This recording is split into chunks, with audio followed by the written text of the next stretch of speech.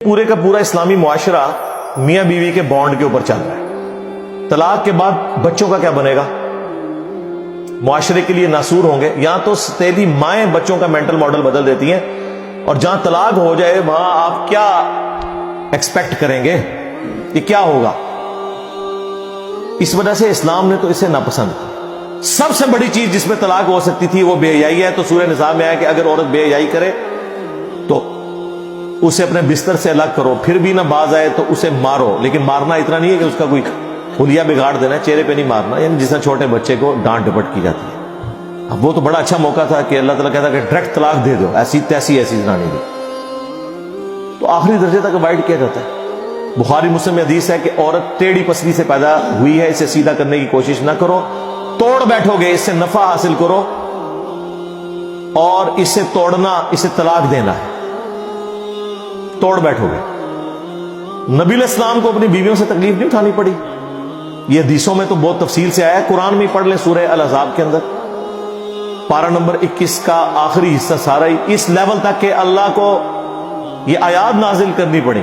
اے نبی اپنی بیویوں سے فرماؤ کہ اگر تم دنیا کا مال اور دنیا کی عیش چاہتی ہو تو آؤ میں تمہیں دے کے تو طلاق دے دیتا ہوں، اور اگر تم اللہ اس کا رسول اور آخرت کا گھر چاہتی ہو تو اسی مفلسی کی حالت میں میرے نبی کے ساتھ فقر کی حالت میں گزارا کرو.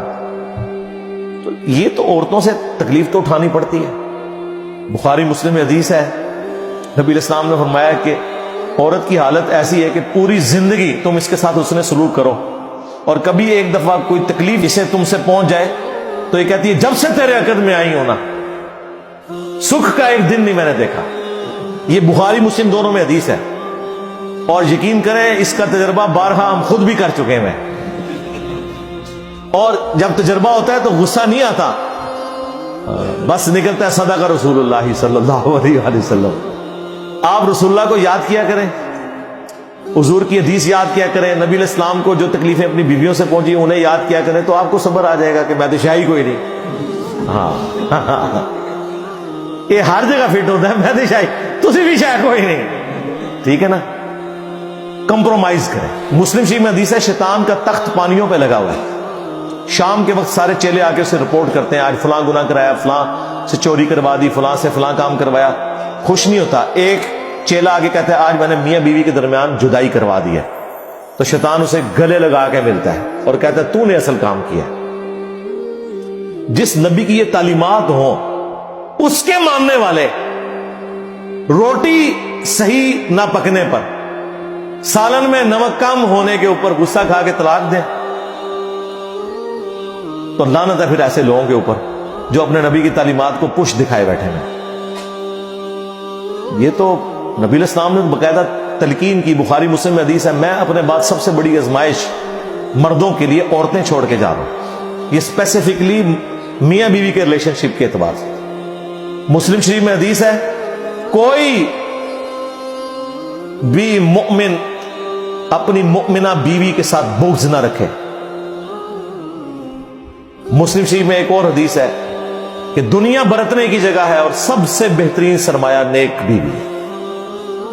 نیک بیوی سے مراد مطلب آپ کیا سمجھ رہے ہیں کہ کوئی آئیڈیل ظاہر ہے؟ آپ کیا ہیں؟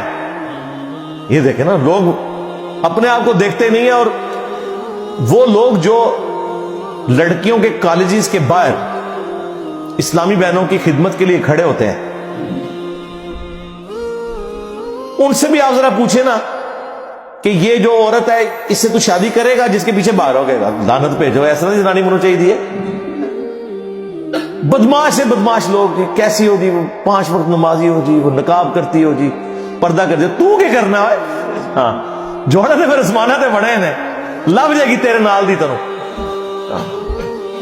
تو یہ دیکھیں کہ آپ جو حرکتیں کرتے ہیں نا اس کے بعد آپ یہ ایکسپیکٹ نہ کریں کہ آپ کے ساتھ وہ والے معاملات نہیں ہوں گے. آپ جس طرح کے ہیں آپ کے ساتھ ویسا ہوگا. کوئی ایکسیپشن بھی ہو سکتی ہے، لیکن اوورآل یہ جو قرآن کا رول ہے نا کہ نیک مردوں کے لیے نیک عورتیں ہیں، بدکار کے لیے یہ رول ہے. ویسے آپ کو بظاہر نظر نہیں آ رہا ہوتا، لیکن میں آپ کو بتاؤں یہ جو جوڑے بنے ہوئے ہیں نا اور اتنی کامیاب زندگی گزار رہے ہوتے ہیں، ان میں واقعی کوئی کامن چیزیں ایسی ہوتی ہیں کہ جس کی وجہ سے وہ اکٹھے اپنے ساتھ زندگی گزار رہے ہوتے ہیں. برائی میں ہو یا اچائی میں ہو، یہ الگ بات ہے. یہ اللہ نے کو ذات و واقعات ایسے بنائے ہوئے ہیں. تو ان معاملات کو خوش اسلوبی کے ساتھ، میں کہتا ہوں شادی شدہ مرد کا کام ہی کوئی نہیں کہ اس کی زبان پہ کبھی طلاق کا لفظ بھی ہے۔ یہ سمجھ لیں طلاق کو آپ ایکویلنٹ کر لیں شرک کے، کہ یہ آپ نے تصور بھی نہیں کبھی کرنا۔ یار آپ کو کیسے سمجھایا جائے ابو داؤد کی اس حدیث کے اندر کیا درد ہے کہ اللہ کو سب سے ناپسند حلال چیزوں میں طلاق ہے۔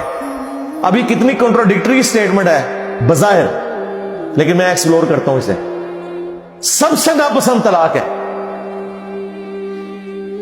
اس سے اللہ تعالیٰ کی ناراضگی کا ذرا اندازہ کرنا۔ اور لیکن ساتھ کا حلال، حلال اس لیے کہا کہ بعض اوقات جینون ضرورت پڑ جاتی ہے۔ کوئی مرد ایسا ہے جس کے ساتھ کوئی میڈیکل ایشو ایسا ہو گیا ہے اور دھوکے سے شادی کروا دی ہے، وہ مرد ہے ہی نہیں تھا، تو ظاہر اب طلاق والا معاملہ ہوگا۔ کوئی مرد اتنا فنیٹک ہے کہ اپنی عورت کو وہ اذیتیں دیتا ہے، تو اب اسے اپنی جان بخشی کے لیے یا تو جان بچا لے یا اپنا گھر بچا لے، مجبوراً طلاق لینی پڑتی ہے۔ حلال اسے اس لیے رکھا گیا ایز اے لاسٹ ریزارٹ، بعض اوقات طلاق کی ضرورت پڑ جاتی ہے، ورنہ تو عورتیں غلام ہوتی مردوں کی۔ اگر طلاق دینا جائز نہ ہوتا، یا طلاق لینا یا خلا لینا جائز نہ ہوتا، یہ تو غلام بنا کے رکھتے ہوئے جس کے آدمی آ گئی تو آپ جس طرح جانور پالا ہوا ہے زنجیر کے ساتھ، وہ اس کی غلامی رہے گی۔ تو یہ اللہ نے اجازت دی۔ اس سے مراد یہ نہیں ہے کہ جو ناجائز طلاقیں دی جا رہی ہیں وہ اللہ تعالیٰ نے ان کو حلال قرار دیا ہوا ہے، نہیں۔ جامعہ ترمذی میں حدیث ہے، جس عورت نے بغیر وجہ کی طلاق لی جنت کی خوشبو بھی نہیں پائے گی۔ اسے وائس ورثہ بھی کر لیں۔ ہاں، یہ نہ سمجھے کہ یہ عورت کے لیے ہے، یہ نہیں ہے کہ قرآن میں جتنے مردوں کے لیے سیکھے ہیں تو عورتیں مبرہ ہیں اس سے۔ ایک ورسٹ کیس کو ڈسکس کیا جاتا ہے اور باقی چیزیں انڈرسٹوڈ ہوتی ہیں۔ مرد و عورت کا ریلیشن شپ بھی بہت غیر معمولی ہے۔ جامعہ ترمذی میں حدیث ہے، تم نے کوئی بھی محبت کرنے والے دو میاں بیوی سے بڑھ کے نہیں دیکھے ہوں۔ یہ ایک ایسا پاکیزہ رشتہ اللہ تعالیٰ نے رکھ دیا۔ قرآن میں اللہ نے فرمایا سکون رکھا ہے میاں بیوی میں ایک دوسرے کے لیے۔ پھر اللہ تعالیٰ نے فرمایا ایک دوسرے کا لباس ہے۔ یہ جو ڈراموں میں یہ جو مرد و عورت آپ کو دکھائے جا رہے ہیں نا، یہ ڈرامے لگائے ہوئے ہیں، ڈرامے میں ہی ہے اور کیا ہے، ریئل میں تو نہیں یہ سارا معاملہ اس طریقے سے جو وہ آپ کو جس طرح ایک عجیب و غریب قسم کے جہان میں داخل کر دیتے ہیں۔ یہ ایک بڑا متبرک رشتہ ہے جس کو اللہ تعالیٰ نے اپنے انبیاء کرام کی سنت ٹھہرایا، اور پوری آئلی زندگی سورۃ البقرہ میں اللہ نے ڈسکس کی ہے کس لیول پہ جا کے، صرف یہ بتانے کے لیے کہ اللہ کے نزدیک یہ کتنی اہمیت کی چیز ہے۔ اس لیے کامیاب مرد وہ ہیں جو رن مرید ہو۔ ہاں، اور غصہ آئے تو نہ نکالیں، خود نکل جائیں۔ یار مولا علی اور سیدہ فاطمہ کی جب لڑائی ہوئی ہے، بخاری مسلم میں آیا ہے، تو حضرت علی گھر سے نکل گئے۔ یہ ہے تربیت۔ ظاہر مولا علی کی پرورش نبی علیہ السلام نے کی تھی۔ تو جب کبھی بیوی پہ غصہ آئے تو یہ جو کتنے ظالم قسم کے مرد اور ساسیں ہیں، وہ عورتوں کو پورا پورا دن گلی میں باہر کھڑا رکھتے ہیں۔ آج کے زمانے میں بھی ایسے لوگ کرتے ہیں۔ جبکہ حضرت علی علیہ السلام کا اختلاف ہوا ہے، یہ چھوڑ دیں غلطی فاطمہ کی تھی یا علی کی، تو سیکنڈری چیز ہے۔ حضرت علی ڈومینیٹ ہونے کے باوجود شیر خدا، تو اڈے ورگا کوئی بزدل مرد نہیں، شیر خدا ہو کے گھر سے باہر نکل گئے۔ کیوں؟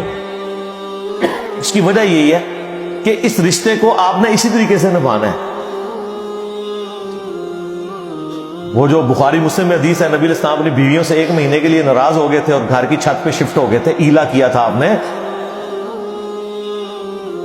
اور پھر آیات نازل ہوئیں۔ اسی دوران حضرت عمر کہتے ہیں میں ملنے گیا، پہلے تو امہات المومنین اپنی بیٹی کو جا کے ڈانٹا کہ یہ تم لوگ یہ کر رہی ہو، پھر حضور کے پاس آئے اور کہتے ہیں میں نے کوشش کی کہ بھئی حضور کو ہنسانے کی کوشش کروں، اور جب میں چھت پہ چڑھا تو ایک کونے میں چھوٹا سا مشکیزہ لٹکا ہوا ہے، ایک چٹائی پہ حضور لیٹے ہوئے ہیں، اوپر بھی چادر کوئی نہیں، صرف تہمت باندھی ہوئی ہے، آپ اٹھے ہیں، جسم پہ چٹائی کے نشان۔ حضرت عمر نے رونا شروع کر دیا، یا رسول اللہ کیسروں کس طرح دنیا کے مزے لوٹ رہے ہیں اور آپ اللہ کے پیغمبر ہو کے یہ آپ کی حالت ہے۔ آپ نے فرمایا لگتا ہے عمر ابھی بھی دنیا کی حقیقت تم پہ نہیں کھلی، کیا تم اس پہ راضی نہیں ہو کہ کیسروں کس طرح دنیا کے مزے لوٹیں اور ہم آخرت کی سعادت؟